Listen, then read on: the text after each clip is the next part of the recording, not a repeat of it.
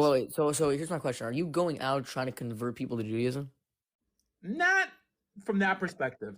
I'm trying to encourage people to love God to such an extent and love Torah to such an extent that one day they would be ready to convert. So I would change that a little bit, and I would say that you should try to motivate people to, if they are non-Jewish, because the Jewish path is very hard. I assume you know. You have to compare. It's not as hard as people make it. Dealing Obviously, with Jewish people is part of it. compared to the 7 mitzvot, compared to 613 lengthened in Talmud, it's a lot of a harder path. So you have to ask the person, first of all, like, let's say that someone's starting as a Christian, and they want to, if they're interested in knowing more about Judaism, then you can tell them. But what you can always do is convert to Noahide, by the way. And I'm very, very well knowledged in the conversion between Christian and Noahide. I've studied a lot on the verses and a lot of things like that. So let me put you to the test then. Is it harder to be a Noahide or to be a Jew? To be a Noahide or a Jew? Yeah. I wouldn't say for a Jew it's not. I wouldn't say it's harder. I would say it's more free, because the more they are able to do, the more you're able to accomplish. Okay, so it's black and white in the laws of Noahidism, right? Hilchos Malachim of the Rambam, I think it's chapter 8 through chapter 11. It says that a Noahide who breaks any one of the 7 Noahide laws is decapitated. But did you forget about Teshuvah? So what does Teshuvah have to do with a Noahide? Because you're making it like, if I do this sin, I'm executed. That's not how it works. There is no Teshuvah for a Noahide. It says he's executed So with only one witness, with no pre-warning, because in Judaism we have something called hasra, that we're supposed to warn them twice. No pre-warning, one witness, and then they're executed. It's worse for a Gentile to remain a Noahide than to just convert to Judaism. If a Gentile steals something worth less than a shava pruta, like a Roman coin, he's executed. If a Jew steals something, he just has to repay double. It's worse to be... I want to know where you get the idea that Teshuvah doesn't exist for a non-Jew. Teshuvah doesn't exist with the Sanhedrin or any court system. That means God may forgive you for your sins.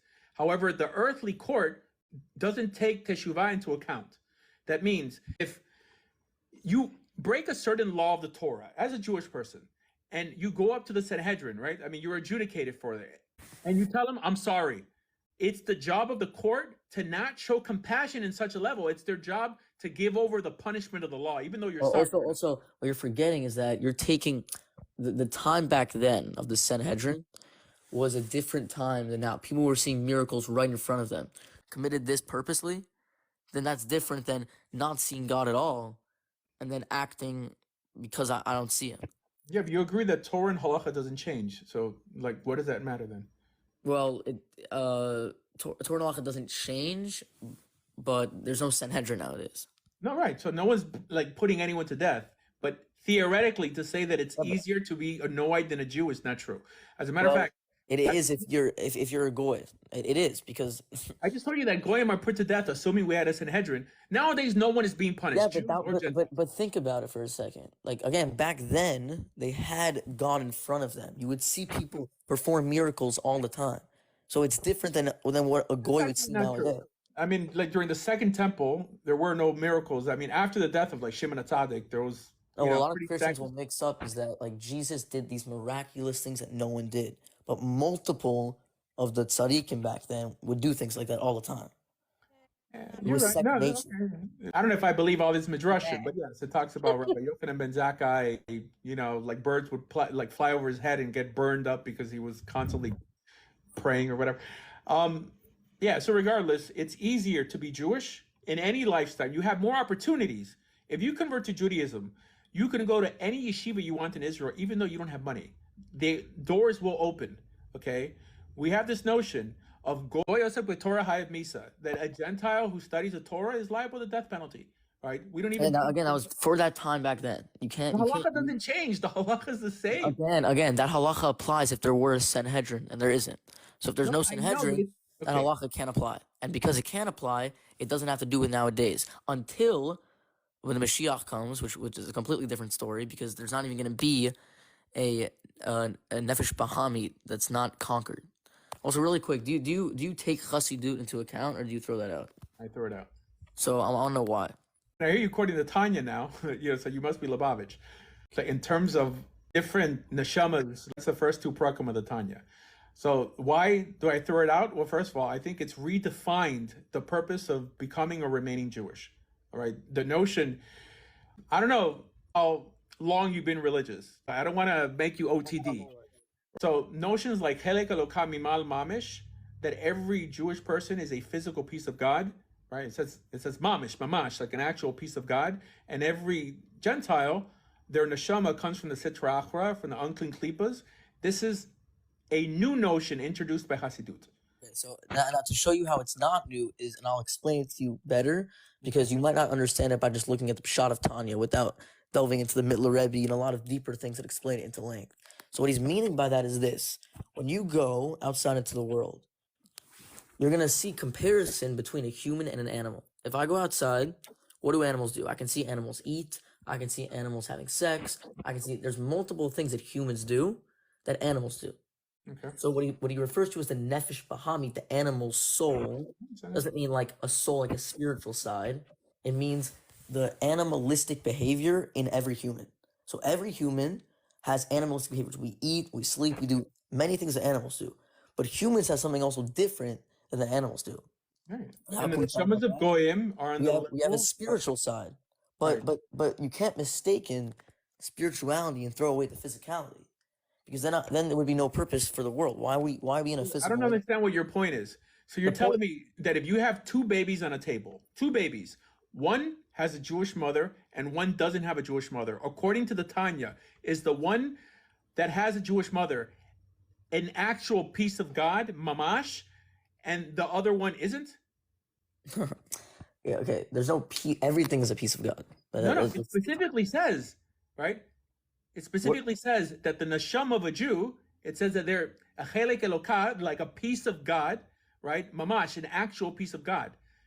You're going to disagree with the Tanya and not say that that Jewish baby is on a higher madrega than the non-Jewish baby. oh, it is in a higher madriga. Yeah, Okay, so that makes you a racist. it's not racism. If It's that there's you're a saying that one human being, right, from that state, right, because we could distinguish an adult because of his actions as some sort of meritocracy, but a baby doesn't know anything. He's made no no. decisions. You're saying that from He's that born point, non-Jewish and therefore does not have as much choice as a Jew. no, I And understand. Here, listen, but you're saying that from that state in life, that baby is superior to the other non-Jewish baby. That means that you're delving into something worse than racism. You're delving into superior soulism. for this reason. Okay, I'm gonna give you how it's superior. If I have these amount of laws that I have to keep, let's say I'm a non-Jew, the 7 mitzvot b'nei Noach. So I have these 7 laws I have to keep and I have to hold by, and I have 7, right? Yeah.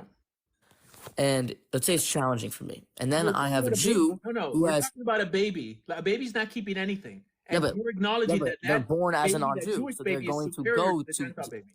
no, they're born as a non-Jew, so they are going to come to that. Right. So they're born inherently crippled, essentially. It's not crippled. Everyone has a different path they have to take to That complete what was they need to complete. invented by Chabad. That It's not notion that invented everyone by has a Chabad. different path and In a different fact, if it purpose. was okay, so do you believe in Kabbalah, or is that you throw that out too? I think there's some nice concepts in Kabbalah, and I think there's some silly concepts in Kabbalah. This is a silly one. So okay, so when you believe in some things in the oral Torah and you cherry pick, that's not how it works. Oh, I don't Correct? believe Kabbalah is part of the oral Torah. Oh, okay. The oral Torah contains Torah. What does Kabbalah have to do with Torah? Okay. The oral Torah isn't just the tractates in Talmud. The oral I'm gonna prove it to you just off the bat. I mean, I want to could know. quote you clearly by the Rambam. The first parak in Hilchos Mamrim, it says, Beis Din Hagadol Sheber Yerushalayim Hem Iker Torah Shebal Peh. That it's the Beit Din Hagadol, the Sanhedrin, that's the source of the oral law. Who wrote the Talmud or the Mishnah? Yeah, that's oral law. That's what law. I said, not the Kabbalah. And it breaks The it down. Kabbalah is the It says, explanation. Takanas, The Kabbalah is the reason behind the law. It's the reason. It's the vinishma of the nase. There's nase, there's the action, and the nishma is the understanding. The Kabbalah is the nishma of the oral Torah. And I want to ask you a question. According to Kabbalah, the Kabbalah could claim whatever it wants for itself. It's not claiming. It's from. Again, it's like me going to a McDonald's worker and asking me to show me the neural